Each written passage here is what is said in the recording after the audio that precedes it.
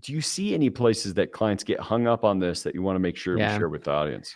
I was just thinking about that, and it to go deeper on the normal online debates that we see. It's really saying, well, what's going to get a better rate of return, whole life or the stock market?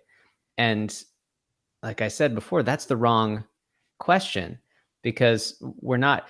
That would be, no one says, oh, savings accounts are awful, you should never put money in them because the market gets a better rate of return, because we're putting money in certain places for certain purposes. So really, it's not about all of our money getting the highest rate of return every time. It's portions of our money getting the appropriate amount of rate of return because the appropriate amount of risk that they're at. And I think that's where people get hung up, is they're making an apples to oranges comparison when really they should just be using all the apples to bake a pie.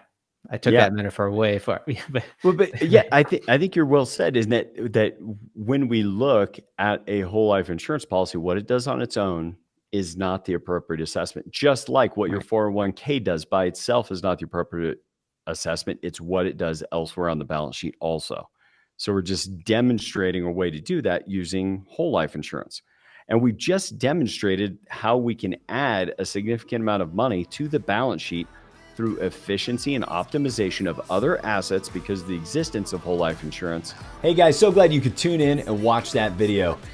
I want to remind you to subscribe, be sure to hit the notification bell so you can get the latest piece of financial knowledge we release. And don't forget, go to Amazon, get a copy of Sound Financial Advice. Why? Because it'll make you better looking and smarter.